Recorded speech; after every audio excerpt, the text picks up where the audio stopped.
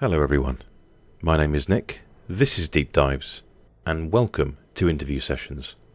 Today, I'm honoured to be joined by the legendary David Bateson. David started out in the 1986 TV movie Death is Part of the Process before landing the role in Royal Deceit, otherwise known as Prince of Jutland, and then of course going on to become one of the most recognisable video game characters in history, Hitman. David, welcome to the show. What an intro. Thanks, Nick. Yeah, I was born at a very early age. Eh? I mean, same, really. You know, but, I mean, I feel about 90. Been an actor forever. Some days I do, when I get out of bed. Shit. Absolute pleasure to have you on. So I'm just glad we could do it, by the way. You know, I mean, that we made it happen, because it's been a while and talked about it for a while. Yes. No, I really wanted to be there for you. No, I really appreciate that. I said we did speak quite a while back, in a different time, in another life, on an old show that I was on. But when I started up Deep Dives, I in the back of my head I was like, I have to get David on and chat about Hitman and stuff as well. So, well, it would be remiss of me not to kick things off talking about Hitman. We are a few years removed from Hitman 3 now. Quite simply, since then, how have you been and what have you been up to? Yeah. Well, when we got to the end of Hitman 3, and I think the last words were where he almost smiles as he's talking on his kind of cell phone to Brenda. He says, "It's good to be back." Okay. Yeah, it is good to be back. You know, though I've done all the games since 2000, which I recorded in 1999, but you know, for some it may feel like, oh, he's always been doing these games. Yeah, he's forever doing these games, and I am, but they don't happen all the time. You know, there's like long breaks, and as much as I can go around to IO Interactive, okay, come on, what are you guys doing? You know, get your shit together. I'm waiting. You know, it doesn't help. There's a little bit more to it than that. So the voice has to wait till they're ready. But yeah, no. What I've been doing, I've signed up for another game, which is very good. It's starring Lars Mikkelsen, who's a very good Danish actor, and Pilo Asbæk, who's also a very good Danish international film actor. He's played opposite some big names, very big names. But they're two of the top 5 names, as far as I'm concerned, in Danish film.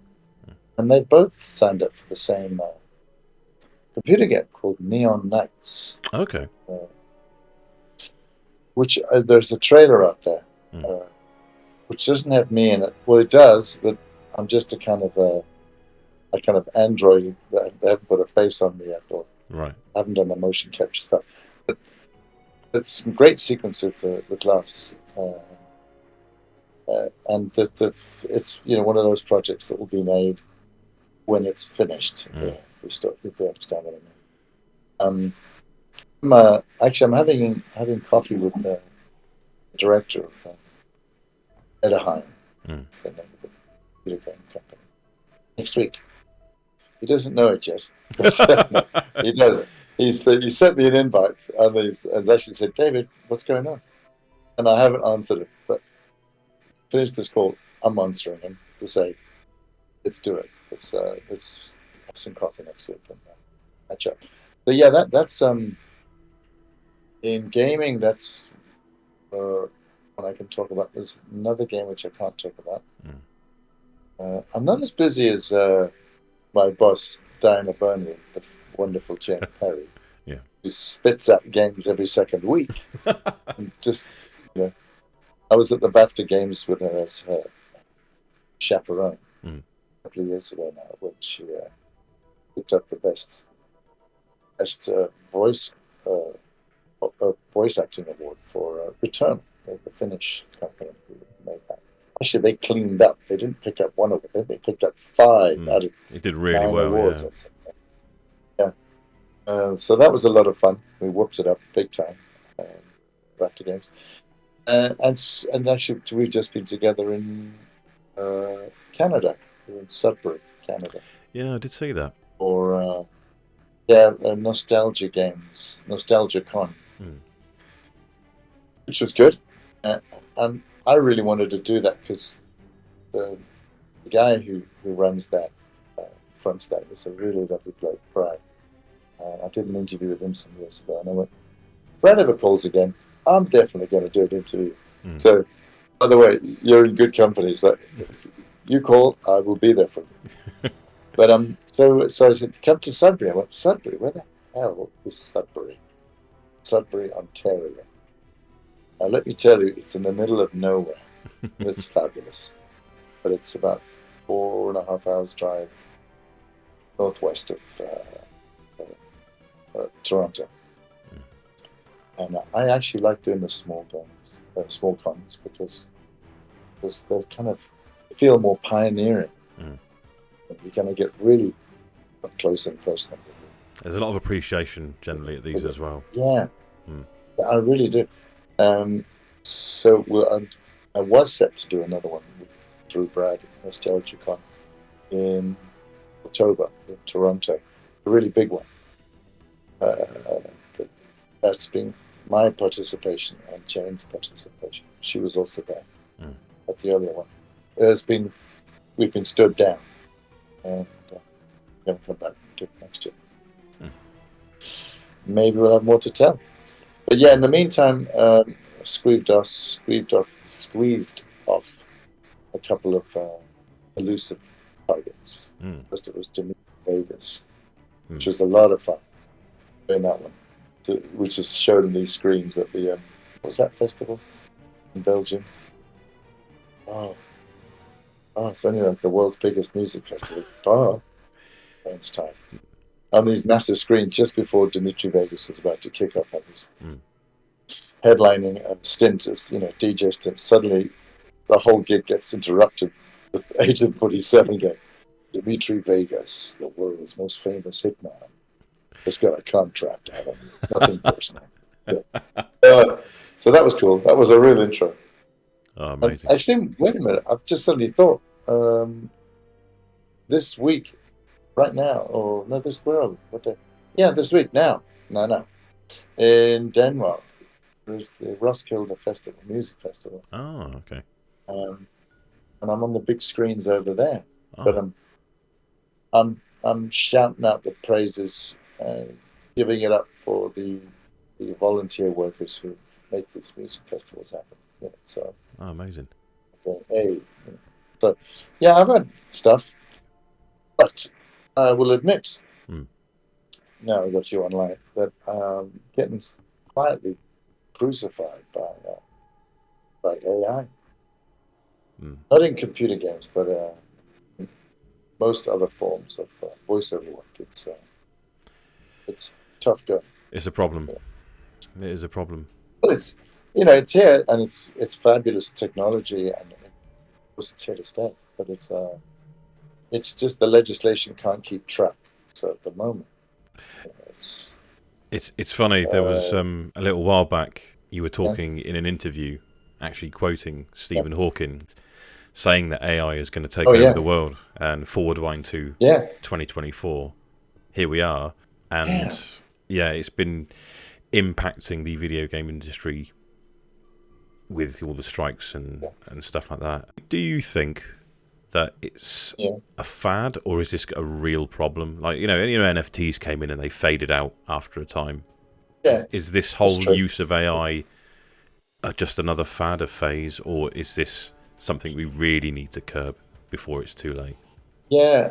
Hey, by the way, good pickup on the Steve Hawking quote I made back then.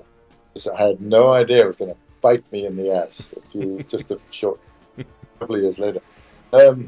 Listen, I think it's fabulous in many ways. it's a genuine. We'll see, but I think it's a genuine concern that AI is just a lot quicker, evolution-wise, than we have any idea and can comprehend. And so it's obviously impacted the film industry, the music industry, computer games. There was an award show earlier this year. It's a TV award show for all the workers, for the best editor, best sound engineer, the best, all the people behind the scenes. And maybe there were 1,200 people at this event, all industry people. And afterwards, they're all standing around drinking their warm glass of champagne, okay, and talking to each other. Okay, so what are you up to? So, and you? What? And someone said to me, about 75% of the room was unemployed, and that's amazing. Not in a good way. I think, just on this comment, just to give it an idea where it's going, maybe. Or, sometimes companies told me to my face, "Listen, Dave, thanks for the 25 years. We've voiced all our staff, internal communications, external communications. Now we have AI. Bye." They came back to me about 9 months later, but David, yes, you're still alive. To say, well, the thing is, people can still detect it. And if the employees suddenly realize that that they've been actually talked to by a set of algorithms, they go, well, screw that. I don't have to pay attention. There's not a human behind this. This is crap. So that was one comment. And the other comment I've had is that, listen, for big commercials, communication projects, obviously for audiobooks, you need a human where you can direct them, you can go for all the subtleties, and you can put in different meanings behind the straight sentence just by saying it differently. You can actually say the opposite. All that stuff, which an AI voice can't do yet. And I say yet because who knows? So yeah, it's here to stay. I feel like we're a bunch of silent movie actors on the set, and someone's walked onto the set with this piece of metal. What's that? It's a microphone. A microphone, I think it's called. Oh, a microphone. Oh, it'll never catch up. Now, where were we? So yeah, it is what it is. But it's been tough for me because 25 years of voicing Agent 47 and 10 years voicing all Lego products around the world, obviously in English. It's made my voice, it's out there.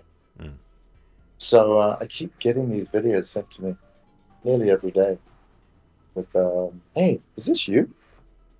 Is this Agent 47's voice? And oh, shit. Yeah, it is. Or is this you with the Lego voice? You're doing with long speech and that kind of big, actually Lego voice. So, and so I send the videos onto the Actors Union over here in Denmark. All they can do is politely ask Meta to politely ask the influencer or the product people or the advertisers, listen, would you be so kind as doing that?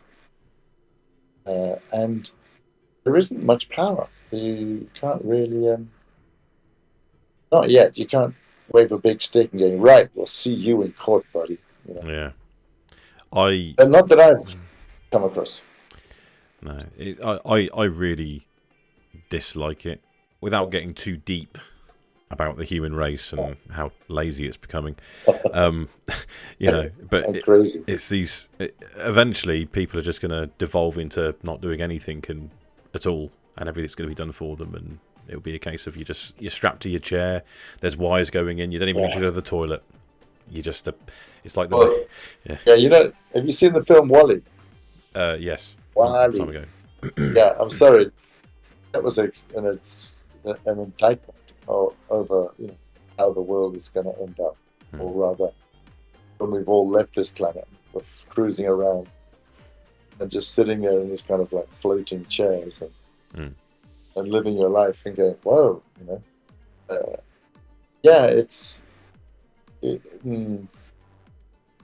I'd really hope that it's going to be used in many wonderful, positive ways.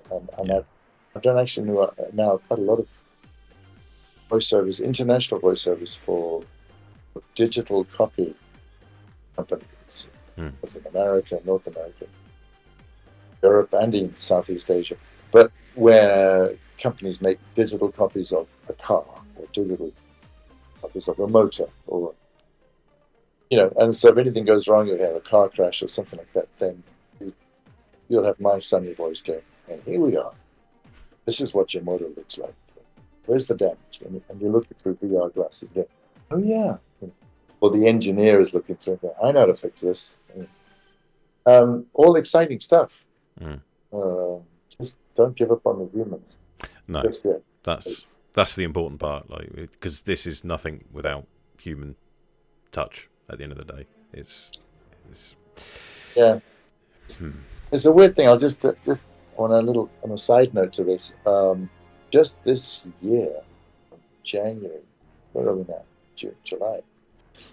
For 6 months, in Denmark, where I live, I've become an involuntary spokesperson for AI and how it's affected the digital industries, so the film industry, voice industry, commercials, everything. I keep getting invited to these debates. It's quite weird because I go, guys, I need to earn some cash, and here I am, spending an evening of my life telling you I need to earn some cash. No one's given me any cash to go and talk about the fact that I'm not earning any cash. But I feel like I need to do it. The culture minister in Denmark has picked heavily up on it, and we've done a piece to camera, and we turn up at these debates together. So, and the Actors Union and what they call the Rettighedsalliancen, which is the Rights Alliance, which is kind of fighting my corner to get these videos and sound bites taken down on my behalf. So, I feel like we're sort of with that Dutch kid sticking his finger into the dam. We got a problem there. But if you do what you can do. I'm going to ask you a question, if I may, Nick. How has it affected you? Does it affect your work? Or in terms of making YouTube videos? Yeah. There is a concern. Well, for me, there is a concern that, yes, in a number of years' time, people can just use my voice. Yeah. Because there's enough of it out there now. And B, they could just do what I do, write, these long scripts and hour-long documentaries on various video games for, welcome to my world. Yeah. No. It would be crap, but I would hope that the people would support me and be like, we like this guy, we like what he does, and and I can always hit them up with that personalized aspect of my voice and be like, hey guys, it's me, Nick from Deep Dives, that guy you love. Give me the wink. Tell me, I don't know what this. I have a UK based voice agent, Soho Voices in Soho, and because maybe this is one of the few advantages of Brexit that's come about, but what's been driving Europe or the EU, European Union, crazy in terms of AI is that they've been trying to get agreement for the last at least 20 months from 28 countries. Right. So every time they meet again, right, we need some kind of legislation on AI. So Germany, are you okay with Belgium? Holland? Luxembourg? Oh, sorry, you're not. All right, we'll meet again in 2 months' time. Order. They can't get their shit together to come up with. But now the UK went, hey, all those in favour? Aye, good, taken. And now all it's taken is my voice agent to write a sentence on a contract at the bottom of the contract saying, if you sign this contract, use this man's voice for your product. It also means that you cannot, in the future, digitally copy his voice without negotiation. Yes or fucking no. The fucking no is not written. Okay, it's just. So right there, if you sign the contract and then you go on, hey, they'll never know. We'll just use his voice forever. The law can come after you with a big stick and break your kneecaps. The thing is, you can't do that in Europe because there is no law. The actors union over here, they like to think, oh, but we have legislation in place. But they don't. And as I said earlier, all they can do is contact the Meta, and Meta will contact TikTok, and TikTok will contact whoever it is and say, listen, would you be so kind as not to copy this voice? Oh, okay, thank you. But here's the thing. My voice has been used all over the planet. I don't know yet if it could be used by, a neo-Nazi party from Mars thinking, hey, go out and kill a person or a dog, or doesn't that feel good, And that's my voice coming with this bullshit. And that's what, worries me. Up until now, the videos that have been sent to me saying, hey, is this you? They've all been pretty kind of harmless. But I've watched, for example, one, Ren, if you're watching this is for you.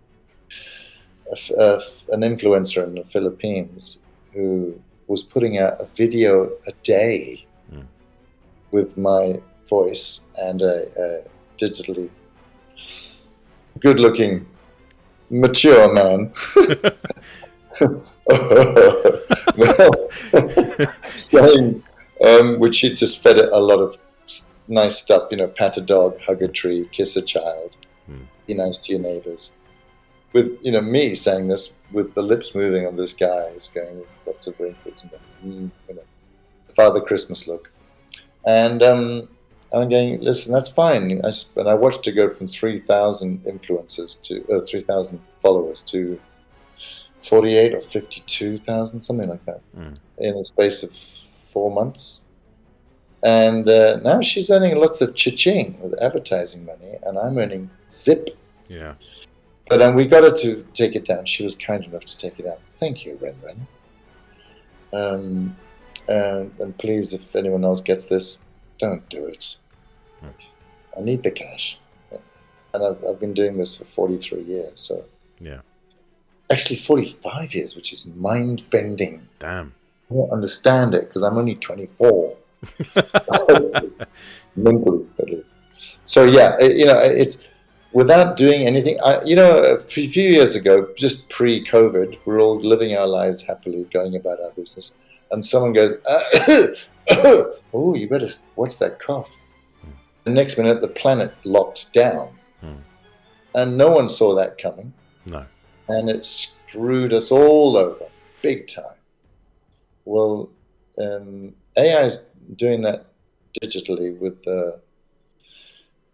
many industries, and there's like COVID, we were powerless to kind of stop it. We just said, okay, everyone stay at home. That's the answer. Stay at home. Put on your silver hats if you don't believe in that. And and we had to ride out the storm. And we're in the same kind of a tsunami of like, well, I didn't see that coming. You know? So no, I mean, I have to be kind of positive, but Yeah. I saw an interview just a couple of days ago on the BBC, an interview with a French film director, and he was saying this is going to be his last film. I can't remember his name, but it's still there on the BBC's app. And he was saying categorically two things. One, this is my last film. And the BBC interviews came, what? But you've done this and you've done that. You're so talented. And what, you can't stop now? And the second thing he says was AI. AI is going to make movies and TV and write books and do the music videos and write the music and do the music videos with the music written by AI. It's the end of digital entertainment. As this is him saying this now. And so he was saying, film industry's over. It just doesn't know it yet. And I was going, wow. He was very optimistic in his, doomsday prediction.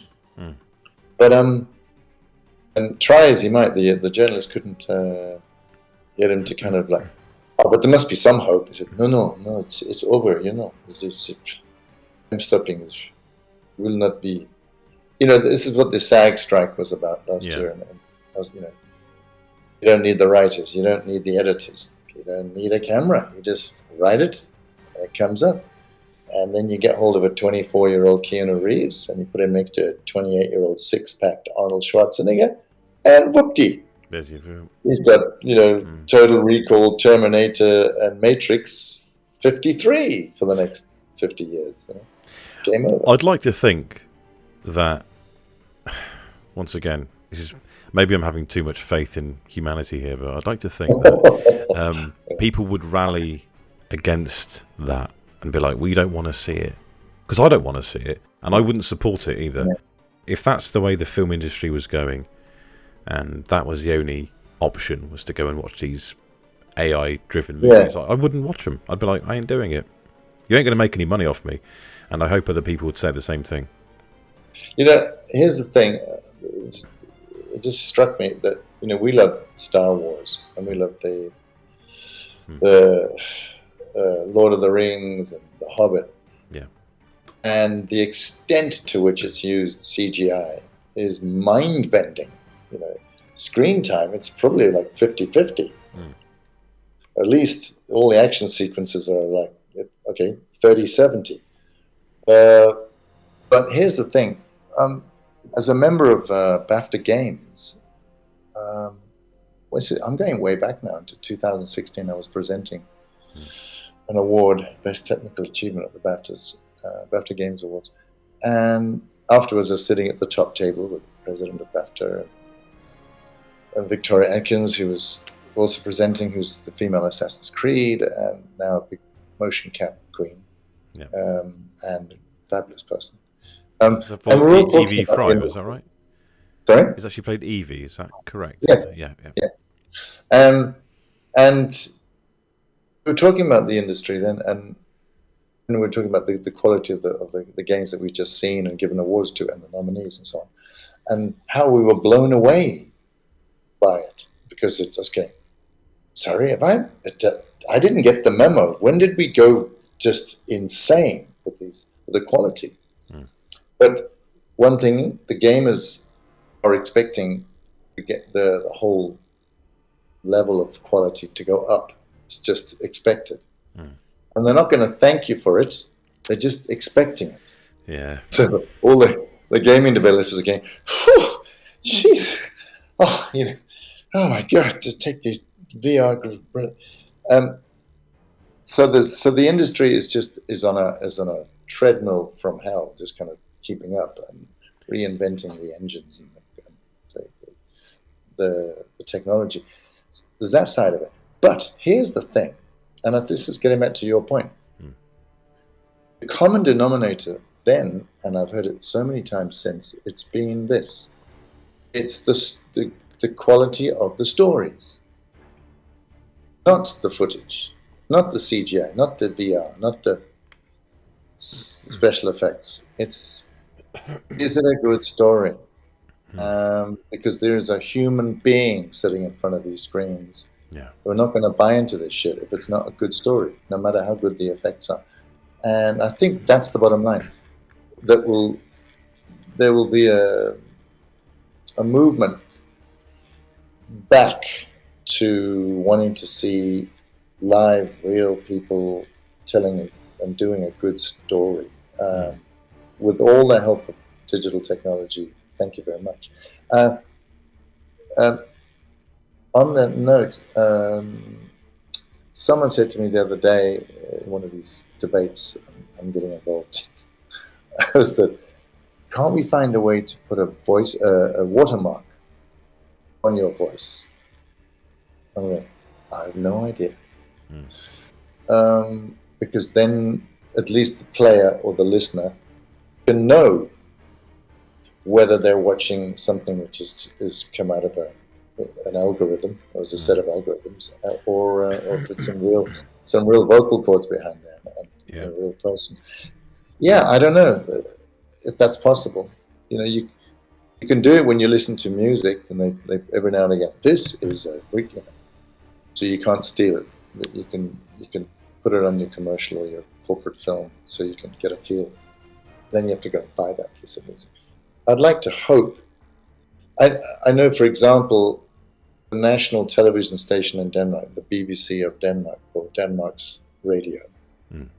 There, I asked this question to them. I said, so, AI must be a fantastic help for you guys. You can write an article or get AI to do all the research for you, or kind of get you started, or be the skeleton of your story, and then you can go out and search it. Isn't that a help? Aren't you guys happy? And he said, on the contrary, he said, now we have to work so much harder to verify everything that we report on. Yeah. Just as the BBC, when you see and they're the world's most boring stories. Boring not in terms of the news element, but in terms of the proof, the fact checking. There'll be a horrible incident in Gaza, for instance. They're trying to say, was that a missile, or was it a jet that flew by, and whatever the incident is, horrifically. And they'd have to fact check it from 5 different angles and satellite and everything before confirming that what you were watching actually happened. And it was because of a missile, or because of a roadside bomb, or whatever.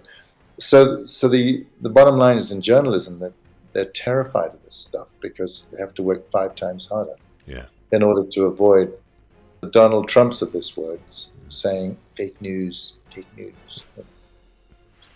Because if you're being called out and presenting a story as being true, and then it's found out that the footage you've used was make believe, everyone was actors or whatever then you have a real credibility issue, and that's hard to regain the trust of the viewers if they start thinking like that. So it's actually made life more difficult for journalism, at least. It's a big problem, and I'm going back to what Sorry to go on about it. I didn't want to. No, not at all. No, not at all. It's one of those things. It's current and it's a potential problem. But back to what I originally said, part of me hopes it is just one of these things that it's never going to fade away. Obviously, like you said, it is here to stay. But maybe its usage will be scaled back, so it is just used for smaller scale things, not to replace. My hope is if we could watermark our digital work, that would be cherished in the future, when the whole world is completely swamped in fake everything. But you're ready. Hey, listen, let's get David Bateson's voice, because it's got a watermark on it. This is real. or this journalist or this piece of footage is real because it has a BBC watermark, so this is the real thing, we checked it, or whatever, So, yeah, let's hope. Fingers crossed, fingers crossed. Let's talk about then your biggest digital work, obviously in Agent 47, which, like you say, 25 years now? Is that right? Yeah, it's mind-bending. That's crazy, isn't it?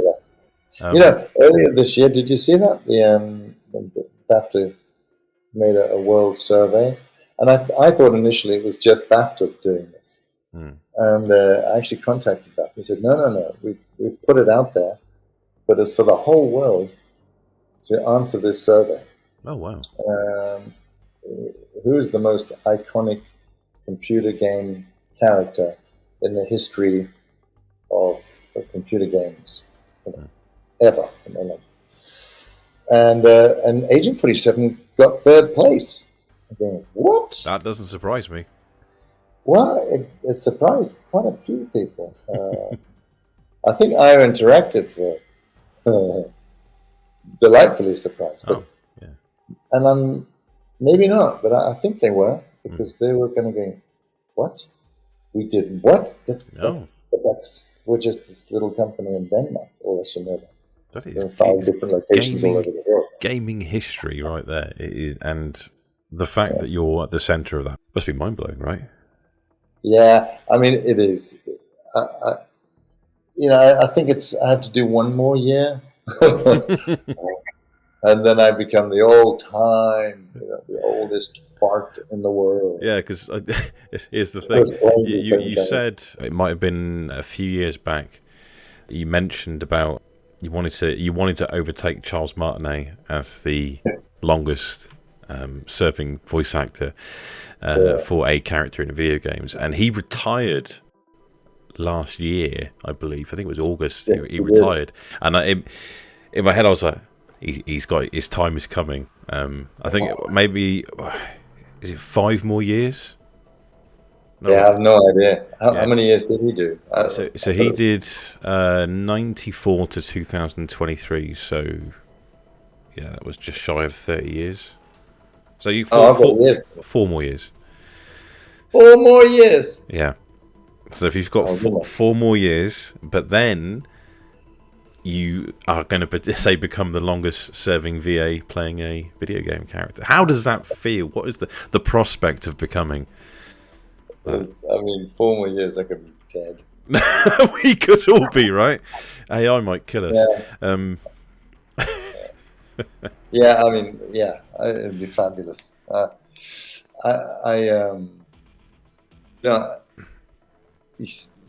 don't know what's gonna. The game obviously is continuing, definitely.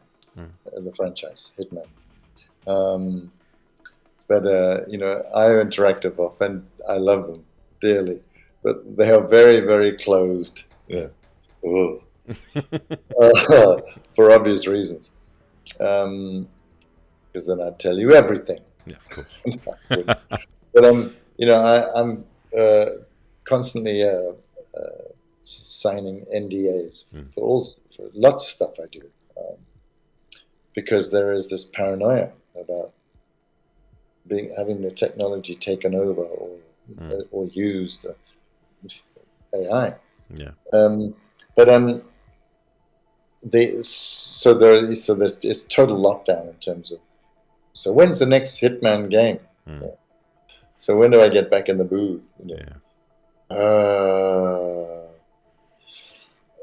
As I say, we've elusive targets are on the table. But even if you were just doing elusive targets for the next 4 years, do you know what I mean? It's like. Yeah, I mean, I think something will come. I can't say. This is just me. Hypothesize. That word. Hypothesize. That one. Hypothesize. Hypothe something. Yeah, that sounds better after 2 Guinnesses. It does. But yeah. I mean, they've got the James Bond game to get out, to get launched, and they've also got a fantasy game now on the table. So in the back lot or wherever it is. And they're also still working on a new Hitman game. But I have absolutely no idea. And if I did, I'd have to kill you. Kill myself, because they'll come after me. Which is... right, the next game, it's coming out next Tuesday. Funny. Oh, I'd love to do it like that. No, I wouldn't. Okay. Screw you guys. I'm telling the truth now. Do it. Exclusive on this show now. So, yeah, exactly. Nick, you and me, we'll just have to find a place very far away to hide. Yeah. No, I'm totally loyal to IO Interactive, and I'm a servant of the game. I just love it so much. I'm like, the trouble is, I'm like the gamers. This is why, come on. I want the next game. Let's do it. You've described many times how getting the role for Hitman for you was being in the right place at the right time. Yeah. And I love that. I think that's amazing. People often miss opportunities because they may be too afraid to say yes to things, and hearing that is just delightful to me. Yeah. Had you refused to go next door and try Hitman out, what do you think you would have done instead? Whoa. Wow, what a great question. Oh, that's a good one. The path not taken, as they say. Yeah, the path not taken. Oh my goodness. Well, for one, we wouldn't be talking now. I know. Exactly. I'll be Mr. Nobody. Yeah, maybe I would have pushed my film career more. Yeah, because you were already doing stuff already, right? So. Yeah, I was, and I was. This is going to sound weird. I think, in some ways, I leaned back on my film career because I just started a family, or no, I hadn't at that point. I'd just met a lovely girl, Danish girl, a woman, and within 2 years we had a baby, and that was the start of getting domestic. I'd just been living in a tree until I was 39, basically. Don't tell anyone, but I was weird. I mean, I didn't think I was weird, but looking back, I was weird. We're all weird when you were younger, so. Yeah, I know. But I was I'm still 39. weird, so. I was 39. Trying that right. But no, so I would have. I probably would have pushed film more. But it just, the voiceover industry really exploded for me and made life very easy to kind of be a family dad and be there 100%, and not having to go away for 3 months of location in the Sahara Desert or to Ireland. I'll give an example. I came very close to getting a very nice role in the Foundation TV series. Oh, okay. And they said, there's just one thing. This is Skydance talking to me in a Irish accent, saying, you're going to have to come to Ireland, and 6 months of shooting, and we can't send you home. I went, what? Oh, wow. 6 months? You're kidding? No. And I just went, oh, wow, that's quite of course I'll do it. But it was, I had so much going on voice-wise, and I'm going to be thinking, where are we? Oh, we're in the middle of a field, Great. And I was thinking, I've got some serious voiceover clients from all over the planet waiting for me to be at the end of a phone and the end of a microphone at relatively short notice. Missing off to to the middle of nowhere for 6 months might put a serious long-term damper on all that. So yeah, Agent 47 led to many things, but it also anchored me and brought about a domestic life that was possible as a dad, and to provide very well for my family without doing a lot. Don't tell anyone. Your secret is safe with me. Yes, just you and me, okay, you and me. So, looking back at it, I probably would have had to hustle and find jobs. Now, funnily enough, I'm in the process of doing just that. Because here's the thing. If you're a native English-speaking actor living in the EU, you're actually a license to print money. Because I hate to say this to UK-based actors, but we don't want you. So I hear this from film producers again. Oh, he's a Brit. Oh, God, all that paperwork. And they can just shake a stick and find an English-speaking actor, or an Irish-speaking or a Scottish-speaking, living in mainland Europe, and they'll 9 times out of 10 they'll take that actor. Of course, not if it's a well-known lead role or lead supporting role, but all the other roles that are out there. So there's tons of work if you've got an Irish passport, for instance, or a Danish passport, both of which I'm applying for. Sorry, UK. I heard you haven't got citizenship yet. Is that right? Yeah, don't even get me started. Thanks, Nick. Sorry. This is the problem. I do too much research, and I end up. Yeah, no, good for you. You're bloody fantastic. I'm on my 4th application. Damn. For Danish citizenship. If you want to move to this country, don't forget about it. Just forget about it. It's not going to happen. You've been there for years. It's insane. And I did drive too fast. Guilty. In a 50-kilometer zone with 3 lanes of traffic. There was a moment there where I thought I was on a bigger road, if you know what I mean. Doesn't matter. I suddenly went, shit, I have to turn right, and I'm, the roads are on the right hand side over here. A big truck on the inside lane, and I'm driving behind a dead person in the middle lane who's basically parked. Damn. And there's no one on the outside lane. I'm going, shit, if I go any slower, I will be parked. Just accelerate over and as I overtook, there was a little photo van, click, 72 in a 50 zone. You're a criminal. And I waved goodbye to 2 Danish citizenships because of that. Damn. So it's real hard. And you jump through all the hoops, and they've got I probably can say this because the one person who's, with a rubber stamp, who's working their arse off, probably won't see this. So, we must find them, and we must. Yeah, if I do find them, I'll do them for free. The point is, I'm still waiting, and it's 6 years. Damn. It's 7 years, 6 or 7 years. So the other option said to me by an Australian actor living over here.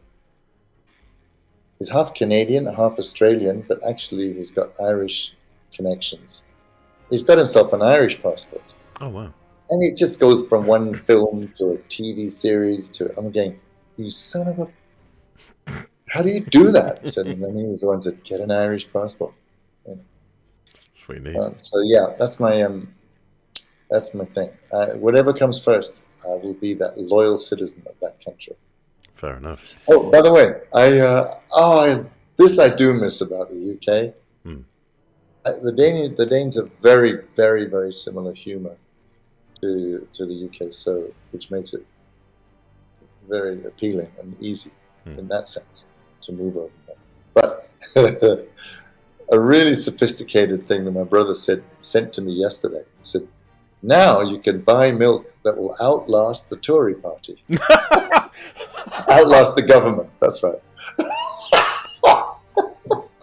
And I just pissed myself. It's because that's British humour at cutting edge shit. That is so good. That's pretty good. Now you can buy milk that will outlast the government.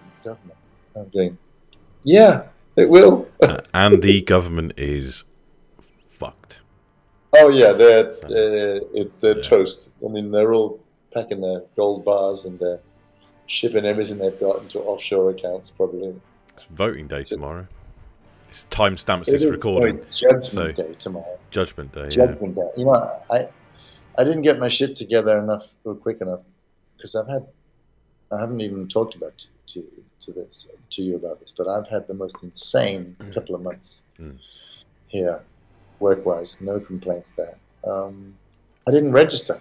I didn't because I could have voted through the British Actors Union Equity. Yeah.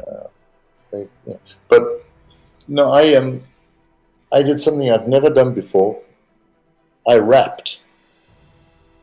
There you go. I've said it out loud. You rapped? I'm a rapper. Yeah? Yeah, baby. What's your rapper name? Yeah, that's a good question. Damn, I've got to think of one by the end of this interview. Okay. No, because it was. I did the rapping. Well, actually, it's sort of slam poetry. Okay. MC Jabba. MC Jabba. MC Jabba. 20 years ago, he did a collaboration with a Danish band called Blue Foundation, who they're probably internationally most known for their. They wrote the soundtracks for the Twilight films. Oh, okay. And the CSI TV series. And they have an album called, just the 20th anniversary of it, Sweep of Days. And MC Jabba was unavailable or doesn't do it anymore. I don't know. Lovely guy. I've got a sense that he's a really nice guy. Can't explain why, but I just feel he is. Anyway, I was contacted by the band and said, listen, we've been told about you. You've done this stuff before. And I went, well, yeah, in a recording studio. Yeah, with Søren Varsted from Aqua. A song called 2012, Shift Happens 2012. Okay. Shows you how long ago that was. Anyway, so I said, would you be up for rapping? And I went, yeah, I think. Maybe. So they sent me the 3 tracks that were out of the 10 or 12 tracks that we're going to do at this concert. And I looked at it and I went, shit, I love this. I love the music and I adore these words. And listened to MC Jabba's original, studio recording. Fabulous. So I just went, yeah, bring it on. When do we go? And I hadn't really thought it through. Suddenly I'm going to be standing in front of a band who all know every single word of what I'm going to say, and they all know every chord of this famous album because they're massive fans. And there's Agent 47 on the front, fucking it up. Oh, no. So I had a real awakening when it dawned on me exactly what I'd said yes to. I have to say, it scared the crap out of me. I bet. But when and where can we listen to this rap? That's my question. Yeah, that's true. I'll send you a couple of clips.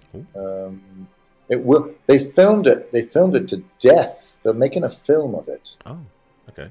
And I went, what? A music video? And he said, no, a film. I went, whoa.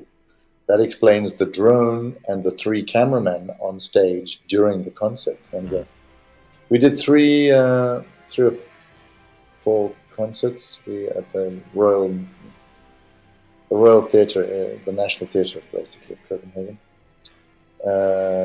Sold out concert. That was just insane. This big old theatre. And I'm going, oh my goodness. Right up to the gods, just... It's packed. Oh, shit. And it went well. But anyway, during the concert, there was this cameraman going around sticking a camera in your face. And you get as you're okay, you're paid to watch this. Come on, get out of my way. And so I thought, I asked afterwards, I said, well, that's a kind of a bit of overkill for a music video. And he said, no, we're making a film. So I don't quite know when that's going to be out or available, but there's some serious kahunas. Okay. I'm going to be interested in seeing that. Yes, Blue Foundation Sweep of Days is the reprisal, and we did another concert on the other side of the country, and then just to kind of top it off, 2 weeks ago, actually, no, it's 2.5 weeks ago. I'm still shows you what a sad twat I am. Oh, you've got it on. Nice. Yeah, I've still got my armband on from a music festival over here called Heartland. Which is a kind of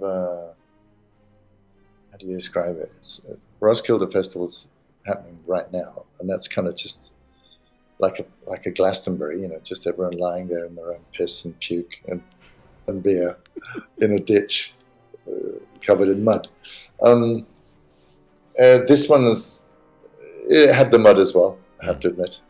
But 2.5 weeks ago, it's a kind of I don't know how to describe it. I don't have much experience in this, but it's a kind of an artsy-fartsy music festival with poetry readings and people talking about books and yoga classes and tree hugging and whatever.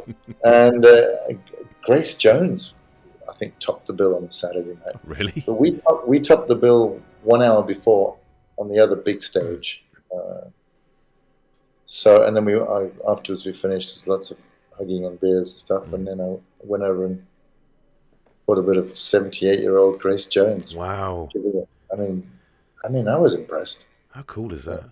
But anyway, so I got to do a music festival, and that was mind-bending.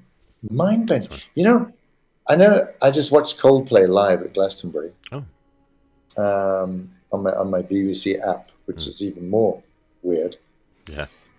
But, and I just thought, how on earth do you go to bed if you're Chris Martin and Coldplay or Dua Lipa, or after I'll never forget this. In 1986, I played American football for the Windsor Monarchs in London. Actually Windsor, before the Monarchs took the title, and that was the UK game, the team that represented England. Yeah, it's called the London Monarchs, and we played at a really high level, and they used to hire the whole of our American football team as stewards, which is a polite way of saying bouncers. At Wembley Stadium. And I'll never, ever forget the concert of 1986. Queen came out, and there's 100,000 people in Wembley Stadium, and I'm at the back of the field. So he couldn't get much further away from me, or I from him, except for the massive screens on the side and everywhere. And I saw Freddie Mercury, and they described the concert as the best open air, concerts in the world that year, 1986 or 87. I can't remember one of those 2 years. And I remember standing there, going, acting, go home. I mean, that's insane. How the hell does a human being deal with that kind of overwhelming, love and appreciation of what you're doing? So I got a tiny little piece of that, like a little gram of that at the Heartland Festival, because it felt really cool, And if you're a musician, because I'm not, and you've put these chords together and you've played them in that order, and you've written this text and you've created this song and this album, and you stand there and everyone likes it and they like it more and more and more, and then they all decide to come and see you. A live concert, it must be mind-wettingly fantastic. Yeah, it's immediate. And then back to my first one. How do you then go back to your hotel room and go, well, that's it, thanks, good night, everyone? I would just go mental. You're and I'm just sure swimming in the power of the adoration that people. Yeah, I mean, I know when I'm acting, there's no way in 1,000 years I can go, right, thanks for tonight. It was a good show. Well, and then see you tomorrow. Good night. No, No. not going to happen, sunshine. I'm high as a kite on adrenaline, no matter what I've done. So times that by 1,000 or 10,000. I mean, shit. I know you get used to it, I guess. So you get famous, but these open air concerts, Glastonbury, what's that? 250,000 people or something? That's a large amount of people. Yeah, must. I don't know how musicians cope. I don't know. I mean, half the time they don't.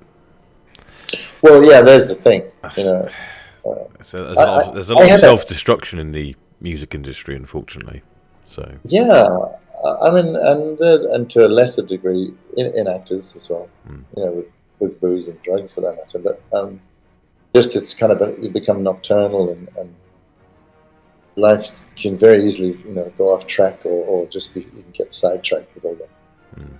Yeah, I had a small dose of it when I was 24, 23, 24 in South Africa just before I moved back to the UK. And I was rather well known as an actor at from 21 to 24. So for 3 long years, but especially the last 18 months, it was quite spooky. And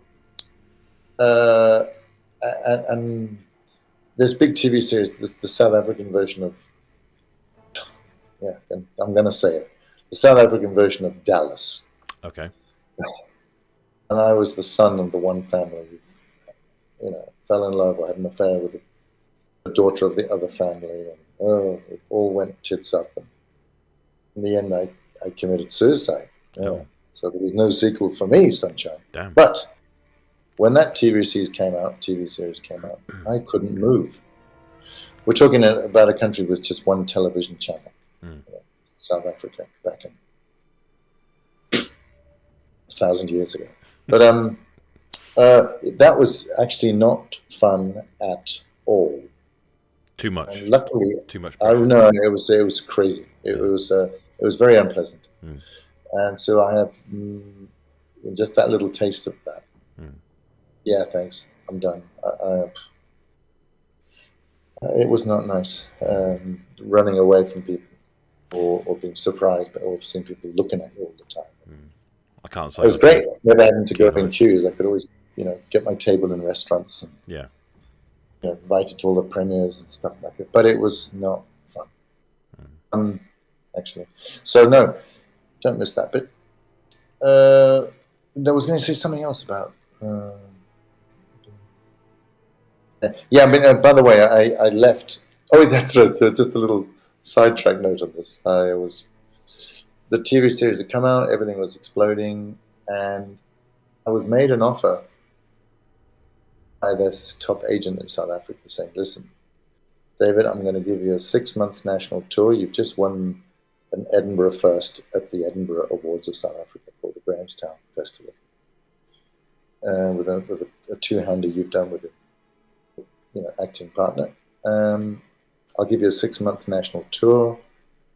I've got a TV series for you, a major role in a film, and I'll get you a late-night chat show on TV. How does that sound? Oh, God. And I said, well, the first thing I was just like gobsmacked, because it's only 24. And I jokingly said, it sounds unbelievable. Well, where have you been these last few years? Yeah, jokingly, of course. But and I said, I'll need to think about it. I could see the slight look on her face, like, what? You need to think about this? What she didn't know was this was my 3rd attempt to leave South Africa between the ages of 21 and 24, because I graduated at 21 as an actor at the university, and I couldn't see myself living and growing old under apartheid in South Africa. You know, I'd had 7. I'm born and brought up in South Africa, but I'd had 7 years upbringing in the UK, from 6 to 13, and so I'd seen the real world, if I put it like that. And if you're a white person living in South Africa under apartheid, you don't see apartheid because it's all swept away. 9 o'clock, just there's a kind of curfew for the 90% of the population to get off the streets, kind of thing. And I'm going, what? So and I just knew this is wrong. Then they were saying 40 million Africans, black Africans, were also white Africans, and there were 5 million whites, as they call us. So it was. I could see this crazy. This, this is wrong. This, you can't run a country like this. So I just knew I didn't want to grow old, and I thought, if I stay for the next 15, 18 months and suck I'll get so much experience. Yes, but then it will be really difficult for me to start from scratch. Yeah. And so I decided to start from scratch, and I did all these interviews at this Grahamstown Festival, where I announced, actually, I'm leaving. The thing was, I couldn't actually say why. Yeah. Because it was a bit of an indictment, in a way. I felt it might be taken as such to these white journalists. So, why are you leaving South Africa? Well, why aren't you? But actually, here's the thing. Some of my very best friends in South Africa, actors and producers and directors, they consciously stayed, and in some cases literally risked their lives. Yeah. Setting up, theatre companies in townships. Femi Venturis, a really good friend of mine, he did that, and he had a new wife and a new baby, and he was driving in and out of townships late in the evening, where I have to say white people were not expected to be seen. And it's funny you say that, actually. There was an element of risk involved, So he put his money where his mouth was. I joined the chicken run and waived my British passport because I had dual nationality, and left. But so I couldn't tell the whole truth, but because I couldn't say, listen, if I get used to all this and I'll be living in my house with a pool, and I'll have, I'll just live in the rock and roll life, and then I'm going to go back and sign on the dole and be an unemployed actor in London. I don't think so. No. I don't think I'll last 3 months before I'll give up. So I left just when I got known, and had 7.5 years of hell living in the UK. Absolutely blissful shit. But safer. Yeah, but I just, this is what I was going to ask you earlier on, Nick. You asked me about, hey, what about, which is seriously a brilliant question. Whatever, I've never gone into that room, checked out Hitman, and said, I'll give it a go. What would have happened to me? I don't know how old you are, but there will come a time where you will look back and go, how did I get to this point? How did it happen? Well, and start from where you are now and go backwards. I'll be 42 this year. Yeah, don't start at the beginning. Well, I got an education as an engineer or whatever. Start right where you are now and go, okay, how did I get to today? How did I get this position? Well, I did well there, and I had a good chat with so-and-so in the coffee room, and he suddenly went, I've got a good idea. I'm going to promote you, or whatever. There are moments in our lives where we get to make decisions, or we are put into these decisions. I remember John Gielgud reading his memoirs 1,000 years ago, and he was saying, someone's always going to give you a break. Someone will give you a break.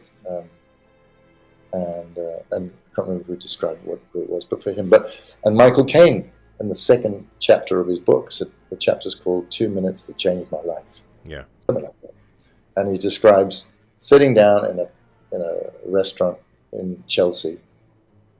He's just kind of making noises in the film industry, and he's there having dinner, and some film director or TV director calls him over to his table. He goes over and has a 2-minute quick chat and comes back. That changed his life. And then I think it led to Zulu and then Alfie and blah, blah, blah. There are these moments, and I've been able to spot my moments. But I hadn't thought about that one, about the Hitman moment. You know?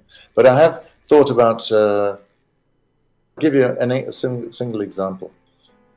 I always thought that I became an actor when I got a telegram, that shows you how long ago it is, from the National Theatre of South Africa saying, toured around the country auditioning actors at the theatre schools, in the drama departments at the universities, because South Africa is the size of Europe. And it was easier for them to go around and choose the talent that way. Say, right, you're in the National Theatre. And I got in by accident to an audition because I was too scared to audition, and I agreed to audition with the drama school's darling. And I said, on one condition, it says your name and partner.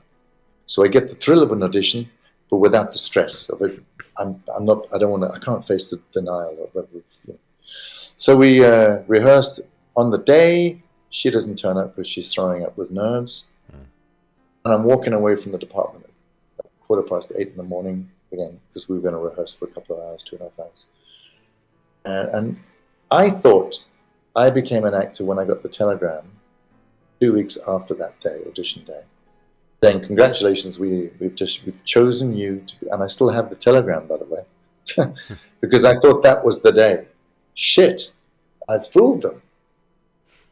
And that's the day when I'm going to be, you know, they want to give me a job at the National Theatre. Oh my God, I was just doing this for fun.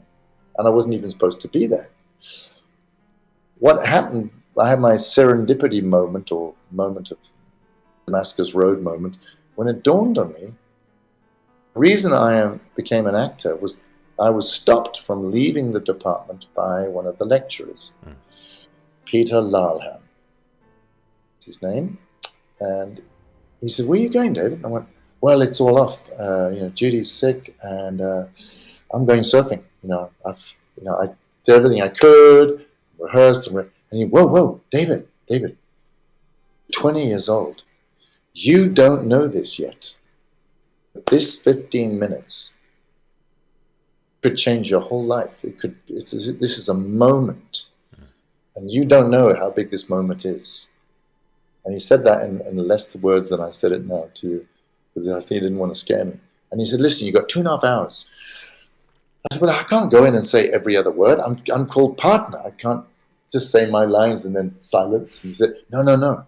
You've done your audition class exams six weeks earlier. I said, what? I've forgotten every word. He said, no, you haven't. You got your audition book on you. Go into one of the movement rooms. Look through the notes we've given you, the directing notes like stand still here, don't wave your arms. So use those as directing notes, stare at yourself in the mirror, redirect yourself, the words will come back, you've got 2.5 hours, go. And I went, okay. And before I get time to get nervous, I went into that, did exactly what he said. 2.5 hours later, I walked into the room and said, hello, I'm partner. And I could see the two guys looking at each other going, okay, and just a nutter has just walked in. And I went, sorry if I forget my lines, I'll have to look at them. But I'm here. I've got 15 minutes. Let's do it. And I auditioned. And I got accepted. And I became an actor.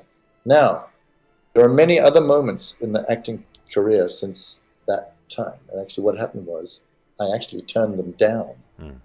Because that was the moment I realized I need to take this seriously. And I did a postgraduate honors degree in drama, which they said to me, well, you got big balls, you know. Well, you can only be better. We'll come back for you in a year's time.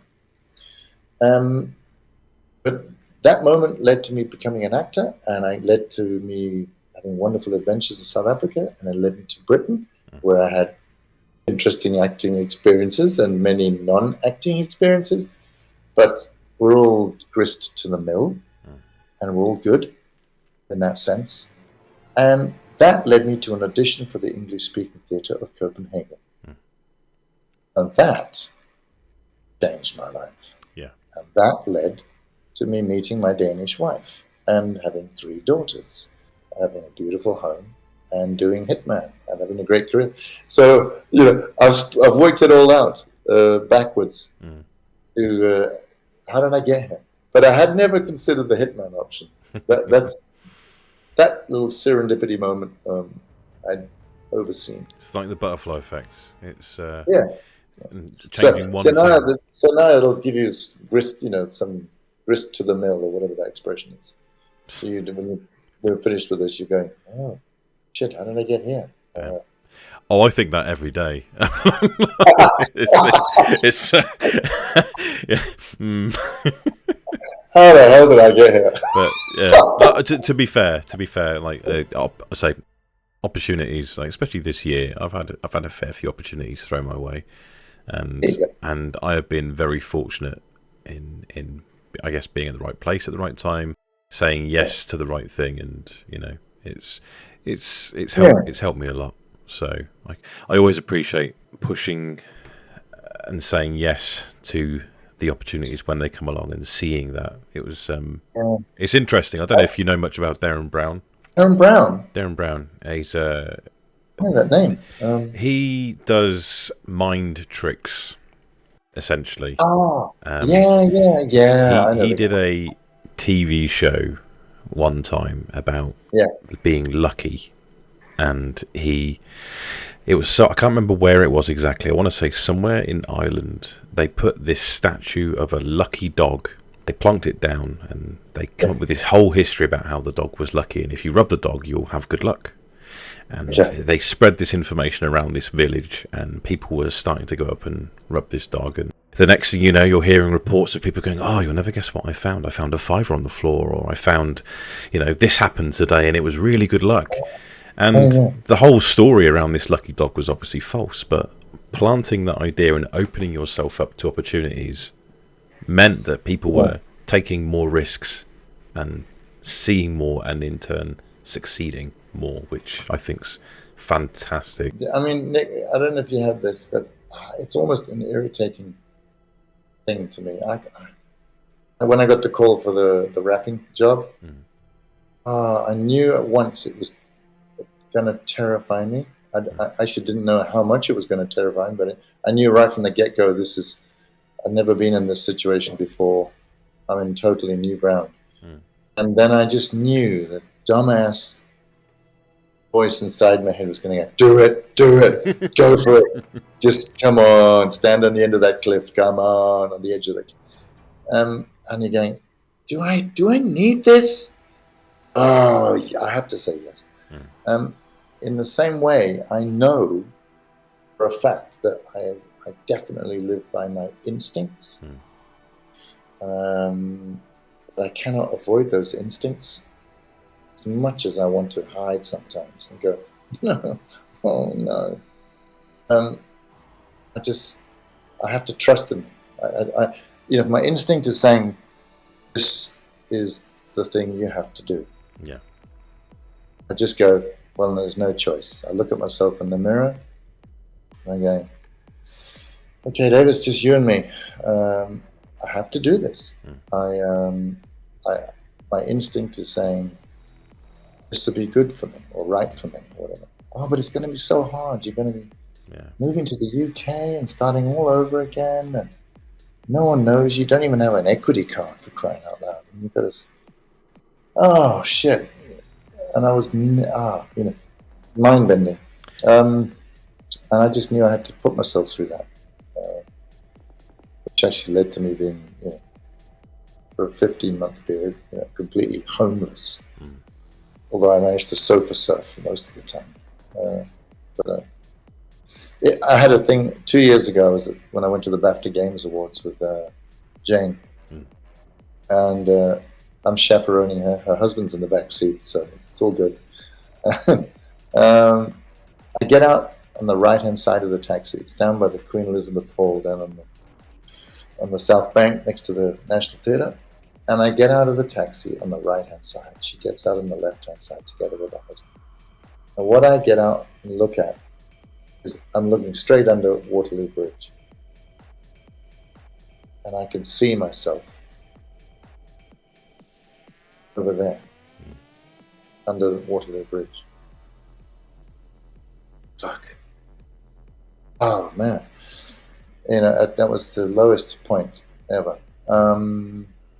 I can't even remember. I literally can't remember because I've blocked it out of my mind. How long I was there for, or did I even overnight that? I know I was there. Yeah. With all the other people. And it was just such a shit moment in memory. And I literally ran around the taxi and said, right, let's get onto that red carpet now. And we walked up and literally 40, 50 meters later, we're on the red carpet and there's flashing lights and ball gowns and the tuxedo and it's all of that. And all I know is I got to the entrance and the waitresses are handing out champagne. And I did like 2 or 3 glasses in one go. Just went, woof, wait, woof. No, I'll take this one. So I just had to shake off that bad adrenaline rush. It's memory. Yeah, it's humanizing though, and it just goes to show the grind that you had to go through to get where you are today. But here's the thing: if I hadn't said yes to these adventures and these gauntlets that were laid down in front of me, come on, do it. Or, this is calling out for you. If I hadn't done that, that's what would truly haunt me. Yeah, I'd be sitting next to my pool, surfing somewhere. Well, for sure, don't go there. I'd rather be surfing than doing anything, but that's another story. But no, but I would not be challenged. I wouldn't be the person I am. Yeah. No. If I hadn't had the shit knocked out of me, and I had the downs as much as the highs, and who knows? Back to what we were talking about earlier. Who knows what life throws at you? We had a COVID which shut down the world. Yeah. Definitely shut down the entertainment industry, as every other industry, and now we got AI. Just when I was in a crowd, like, oh, we're back in business, and what? Oh my god! So life is an adventure. It certainly is. Right, we're going to round the show out now with some quickfire questions. I say quickfire. Hopefully they're quickfire. It depends how. Try quickfire answers for a change. We'll see. We'll see. You've done a slew of adverts over the years, which quite famously the voice of the Lego City adverts, which is quite good. And I have to bring this up. You did an advert for Moonshiners, which if you haven't seen it, folks, you really need to check out. It was one of the funniest things I've watched. And watching these adverts, I would buy anything from you. I'll be honest. What keeps you coming back to doing them? It's because this sounds weird. I think I still think like a child, and I mean that kind of sincerely. Sounds a weird thing to say. Yeah. It's just I don't know if it's common to my profession. I've got a sneaking suspicion it is. You never get to grow up in a way, and standing there on stage dressed in tights and a bloody plastic ring on your head and going, I'm the King of France. Oh, I'm not, am I? Or Macbeth. No, you're not Macbeth, you twat. It's just using your imagination. I just love the challenge of it, okay? Man, let's go there. And funny enough, with short jobs like commercials or a little corporate film for that matter, they don't last long. Yeah. So you go into the playroom, play with your toys, and it's over. And you go home. And it's great. How was your day? Oh, I've just played. I've worked. hard worked, and you have, because you have to be very disciplined, stuff like that. But it's the challenge of earlier this year. I don't. It's out there on worldwide. What's it? I did a commercial for a big bank in Denmark called Danske Bank. Okay. And I'm in a residential neighborhood. I'm in the burbs. I'm sitting on a horse, a real horse, in a backyard. I'm a cowboy. And I've got like a 3 or 4 week growth. They put a big, heavy moustache on me. I'm covered in dust. I've got the best cowboy clothes on. Did you say they put hair on you? No, I haven't actually. I've got this big hat on, big leather hat, but it looks like I've got hair on actually. Did I have hair on? No, I did see a picture of you with hair in Who Killed Don Calzone, and that broke my brain. By the way. Yeah, no, I know. Yeah. Don't go there. I wear a lot of wigs, but there I'm looking over the fence because I'm so high up on this horse, and I'm looking at the neighbors, and I can hear the neighbors kicking, "Mom, there's a cowboy in the neighbor's garden," and you can hear the mom going, "Don't be stupid." This is Surbiton, or the Danish equivalent. And I could see the mom's just not buying it until she came out in the garden. She said, "Oh my God, there is a cowboy in the next garden." And I'm on this going, "Howdy." And there's a massive green screen behind me and about 10 film crew in front of me. And we're filming a commercial where I'm literally a scene in a cowboy film. And what they're putting on the green screen is Death Valley. We're all, the cowboy and Western films are made. And I'm a scene in a cowboy film in this bank commercial where the camera zooms into the television screen and goes into the movie. And I stand there and on my horse, sit on my horse, and I'm saying something profound, actually in Danish, but with a real thick American accent, which is even more funky. 22% of us betaler for a streaming change to it could be, it doesn't matter, it's crap. But I love that. So when I come home and my wife says, "How was your day, King?" You would never believe what kind of a day I've had. I've had a great day. I've been a cowboy. But I would love to do even more of those kind of stuff. But and to be involved in a big, so you do so much as well, though. TV set. Yeah, I mean, you did. I saw you do something called. Is it Fantasymphony? I saw the trailer for that. And I thought that looked amazing. I've done about 8 of these gigs, but that was last year's gig, and they tried to cross over the genre of watching a live Philharmonic concert of soundtracks from fantasy films like The Hobbit, and Lord of the Rings, and The Witcher, and all these things, with the singing and the music, and 100-piece or orchestra, 100-piece choir. And then me coming in every now and again, and in the right accents and the character, saying something, quoting from these films or TV series. And but this time they went one step further, and they said, "Listen, we want to cross over. So at certain points, we want you to make these gestures, which the audience sitting there in the concert hall will wonder, what the farg is he doing?"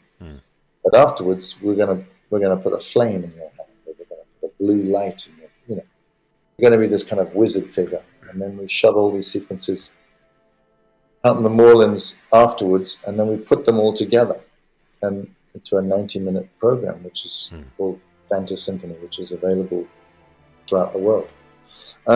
Now, and this year we did another one, which was insane, but it didn't have quite the same crossover, of genres. But I went from that, a week of standing there pompously saying these. It was the soundtracks from computer games. It's called the Gaming X Symphony.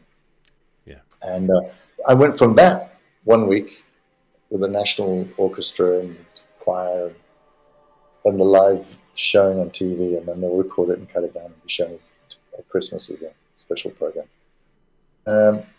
And then the next week, I was rapping. So I cannot say I've had a boring start to this year. It's been interesting. Much as I say, I've been a cowboy and I've been on a horse. And there's been loads of other stuff. And now a rapper. So, yeah. Never boring. So, it's no secret Blade Runner is your favourite film of all time. Yep, big time. What is it about the dystopian world future of that movie that you love so much? And why is Rutger Hauer just the coolest? Yeah, God bless him. Rest in peace, Rutger. Here's the thing. It's not a very cheerful film. It's not, no. And the second one's even less cheerful. But it's the attention to detail of a world, a future which we don't know, which was so excessively, extremely done well by Ridley Scott in the first, in both films. But I mean, that I was fascinated in. But it was so believable. It was, a permanent acid rain. Oh, shit. The world's a bit crowded. This is megalopolis in the cities. Oh, that's not very cheerful. Oh. And then there's these androids. Artificial intelligence. That'll never catch on. And it was just, it was so insanely believable. Yeah. The Vangelis soundtrack, the stylized, it was, all this sort of third man, Japanese look, cartoon, black and white, long shadows. It just had so many things that just were terrifying and haunting and, potentially it could happen. Yeah, so it was that. It was, I bought it hook, line and sinker. Just loved that. That's great. It is a great film, and that Tears of the Rain speech at the end is just chef kiss. I got to say those words. I have seen things, you people, and then I just got to do a couple of Harrison Ford quotes, and I just thought, oh man, does not get better than this. Yeah, this would not have happened if I had not come to Denmark. This would not have happened if I had not become an actor. Thank you, Zalala. So yeah, a lot of appreciation. Final question before we close it out. And this is a really quick one. After trawling through your socials, there seems to be a lot of people asking you to strangle them. Is that common when people meet you for the first time? Yeah, it is actually. My wife got to experience it nearly for the first time. She's been to a couple of gaming cons with me, and the first one was in Reykjavik in Iceland, and she didn't get much of a chance to see me in action there because I had 8 taekwondo guys all dressed like me. They shaved their heads and were dressed in Hitman suits, and they guarded me like the president. So it scared the crap out of the fans. They couldn't get close to me. But bless them, they were wonderful. I love Icelanders. And Reykjavik in Iceland. But this one, I've just been in Sudbury, Ontario. It's a little, much lower key, the fans could get much closer to me. And that was a very common question. Oh, could you just, when they're doing, sign the autographs, have a quick chat, and then you get up and stand next to me and says, would you mind strangling me? Oh, sure, I'm used to it. Would this be not too tight? No, that's fine. Nothing. Little too tight. It's like, harder. Sorry, I can't hear you. Oh, you're going blue. Shit. And so my wife got to see me, basically strangling or mishandling quite a few people. And I say, well, you get to work at the office. This is my day at the office. I kill people for a living. So, it's a lot of fun. I love it. Oh, perfect. Good question. Okay. Well, I think we'll wrap things up there. Thank you so much, David, for coming on. And it's been an utter pleasure. Yeah. And I knew it would be. So, which is why I said yes. I appreciate you. And the fans appreciate you as well, of course. Yeah, well, listen, I love the fans because that's the reason why we're all here. Yeah. And I love it when I get the chance to meet them at these conventions and strangle them. It's great. It's win-win. Win-win. Obviously, we we kind of touched on it briefly. Obviously, I would say plug stuff you've got coming up, but you probably can't talk about it, which is fine. Which is fine. But hey, here's the thing. I'll give you this. When I can talk about it, I'll give you a big heads up. Hello there. And I'll leave it at that. Okay. Okay. You'll get a little. When I can talk about things, I will talk about it to you first. Oh. Okay. Wow. I'm honoured. Absolutely honoured. Yeah, no, I will. You'll be one of maybe 3. So. Okay. I'll take it. But I because I really appreciate it. I value also your time and your fabulous questions. So it's been a joy. Thank you. So I will thank you. Thank you. If you want to catch David on the socials, I'm David Bateson, I believe, on all platforms. Well, all platforms that you're on, anyway. Yes. There's Stream and X. I can't call it X. It's stupid. Crying out loud. I know. Sorry, I love your cars, but what's with the X? Yeah, it's a bit strange. It's like he's gone back in time. It's like I'm 16. I've designed something, and X marks the spot. X marks the spot. Also, once again, just a thank you to the viewers and listeners for watching the video. You're absolutely amazing. Thank you to my patrons for your support as well. From the bottom of my heart, thank you. Yeah. If you like what you've watched today, please don't forget to hit the subscribe button and also like this video. Do it. Leave comments. David knows where you live. He will find you. And he will probably strangle you. Oh, that's a quote. That's the best quote ever. Liam Neeson, I hate you. That should be a Hitman quote. Should be. I have a special set of skills. I have a particular set of skills. Also, if you haven't done already, you can follow me on Twitter at DonPedroX for regular updates on upcoming videos. And if you fancy supporting me, I do have a Patreon as well. Links will be in the description of this video. I'm going to just give the final shot of this guy here, which is a mini. Yeah. There is one in the top corner over here, which you might be able to see. I can see him. It's a bigger version of this. I was very pleased when I got hold of it. But I got that one too. Yes. Right, folks. We shall catch you next time. All right. Take care now. Thanks, man.